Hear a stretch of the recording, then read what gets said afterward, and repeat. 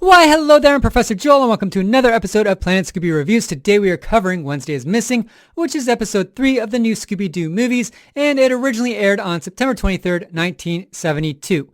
While this episode was released on VHS, copyright issues prevented it from ever being released on DVD and Blu-ray. So if you want to watch it, you have to watch it on VHS or stream it on a platform such as Boomerang. For the most part, the Addams Family is voiced by their live-action actors from the 60s TV show. You know, the one with the snapping theme song? So we get some familiar voices from the franchise with Caroline Jones voicing Morticia Addams, John Astin voicing Gomez, Jackie Coogan voicing Uncle Fester, and Ted Cassidy voicing Lurch. The following year, we'd get a Hanna-Barbera cartoon with only Coogan and Cassidy returning, and classic Hanna-Barbera voice actors Janet Waldo would voice Morticia, and Lenny Weinrib would handle Gomez. Gomez Addams in this episode is voiced by John Astin, who was most famous for his role as Gomez in the 1960s live-action television show for the Addams Family, as well as playing the Riddler on the campy Adam West 60s Batman TV series. I know John Astin the best from the 80s sitcom Night Court. But I'm feeling much better now. He's really funny in that show. I loved him a lot in that. And John Astin is also Sean Astin's father, who went on to star in The Goonies. Down here, it's our time. It's our time down here. Stranger Things, Lord of the Rings. It's like in the great stories, Mr. Frodo. And recently he did a voice guest appearance on Scooby-Doo and Guess Who. So it's rather cool that father and son both did voices practically 50 years apart on Scooby-Doo. A young Jodie Foster also shows up to voice Wednesday. Jodie, of course, would see lots of success later on with films such as Taxi Driver, Silence of the Lambs. Dr. Lecter. Dr. Lecter. Dr. Lecter. And my favorite, Contact. I think Jodie was one of the youngest people, I can't remember now, who won an Oscar as well. Anyway, should this episode stay missing, or is it worth being found? Let's find out.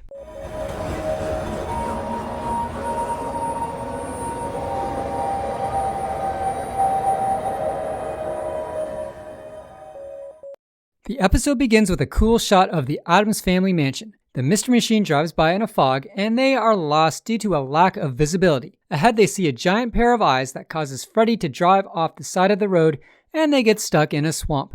The giant eyes turn out to be a car, and the drivers stop to tell them that they are driving to get away from the haunted mansion that they were hired to be housekeepers for.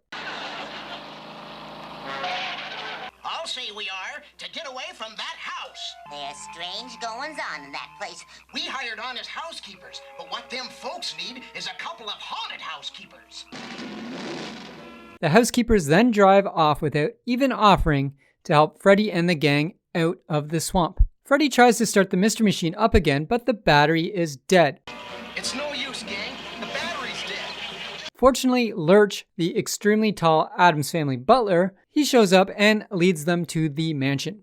Need help? Follow me. Home. You mean this is... The end of the line. Inside the mansion, the gang meet the Addams Family, and we are introduced to Gomez, Morticia, Wednesday, Pugsley, Uncle Fester, Cousin It, Grandmama, Cleopatra, and Thing. It belongs to the Addams Family. You're right. I've seen it on TV lots of times. I'm Gomez. And I'm Morticia. Lurch. And I'm Wednesday. And I'm Fester. And I'm Pugsley. And shake hands with Thing. That's Cousin It. Or that's just Grandmama listening to her high five. The gang recognize the family from watching their show on television. Gomez and Morticia want to go on a vacation in the Okefenokee swamp, so the gang stay behind to babysit. Or rather, they're tricked to stay behind and babysit. Gomez and I have looked forward so to our weekend in the Okefenokee swamp. We're on our way. We'll see you in a few days. The gang's babysitting skills are rather weak as Wednesday is kidnapped by a giant bird during dinner. A note is left behind that says, Addams Family, this is a warning. Clear out now. The Vulture. Wednesday, she's gone. Addams Family, this is a warning. Clear out now. Sign the Vulture. Now that's what I call a heavy trip. The gang split up to search for Wednesday while the remainder of the Addams family go off to do whatever they do. Inside the house, the gang encounter lots of creepy hijinks, and we get plenty of gags like a haunted organ, a levitating suit of armor, a fire-breathing dragon, and plenty of secret passages along with a flying carpet. After 20 to 30 minutes or so of wandering around, the gang find a caged elevator that brings them to the mansion attic terrace where they find Wednesday, who is happy as can be. Wednesday! Oh, hi. When the lights went out, somehow this chair I was in got levitated up here. All by itself? Uh-huh. Oh my gosh, look at the size of it. Addams family, clear out. This is your final warning. The gang then have about a 7-minute tussle with the Vulture, and more haunted Addams Family mansion shenanigans occur. Eventually, the Vulture is hit by some fireworks that Freddy accidentally lights off thinking they're candles, where the Vulture crashes, and it turns out to be a helicopter, with the housekeepers being behind the whole shebang.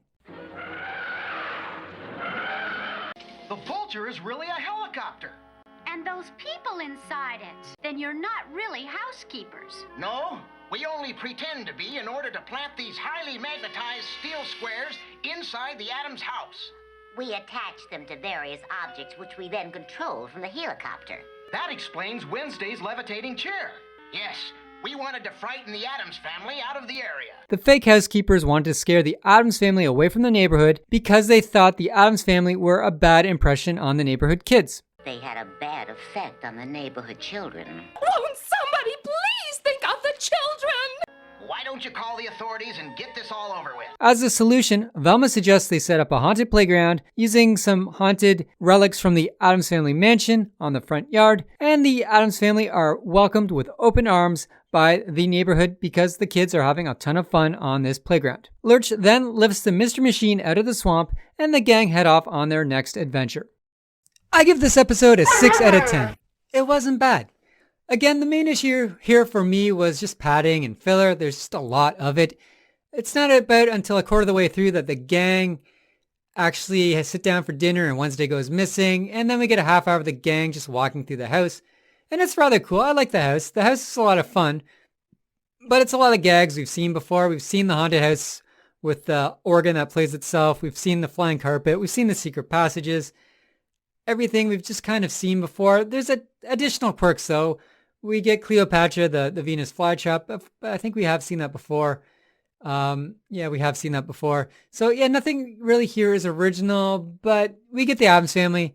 But then again, the gang, just like previous episodes, like Three Stooges episode, the gang don't really interact with the Addams family all that much. You get some scenes between them, but once they're looking for Wednesday, they're just walking around and then they barely see the Addams family at all. And we just get some cuts of the Addams family doing their thing. So yeah, it's good. If you're a fan of the Addams family, it's not like the perfect episode. If you're a fan of Scooby, it's not the perfect episode, but it's watchable. And if I was a kid, I probably would have liked this a lot. If I watched this, this came out before I was born, so I don't really remember watching it as a kid, but I think if I was 6 or 7, this would have been a good Saturday morning cartoon. And I think too, if this was a half hour long, it would be a lot more enjoyable. The Vulture as the villain is kind of weak sauce. I mean, it's just a flying helicopter, which is kind of cool, not really practical, I don't think. I know, we're going with cartoon logic here, but you can't really emulate a vulture with a helicopter blade because you get that whirly bird thing going on, right? But whatever. Cartoon logic, we all love it. So yeah, 6 out of 10, not bad, but I don't think I'll remember this after I upload it. I don't think I'll even, if you ask me in a week what happened in this episode, I won't be able to tell you that much. Anyway, I want to thank you all again for any likes, subscribes, and views. I've noticed some people have been sharing my videos too on social platforms, so thank you for that. That helps me. It helps motivate me to keep putting out videos because it does take a lot of work. But I also want to encourage, people to kind of get into Scooby-Doo. The more people who see my videos, the more chance they might go back, watch these older episodes. A lot of people I talk to, they've only watched like the recent movies. They don't even really know about these older episodes, which is one of the reasons why I am reviewing it, in hopes that people go back, watch these, and they buy the DVDs and the Blu-rays of these series. For one thing, I would love to see season 2 of Scooby-Doo, the Scooby-Doo show, be released on DVD or Blu-ray. It has never been released on these platforms, and there are some amazing episodes on with that season, so I'd love to see that happen. Next week, I will be covering episode 4, which is the Frickin' Farkus, and it stars Jonathan Winters. So until then, stay spooky.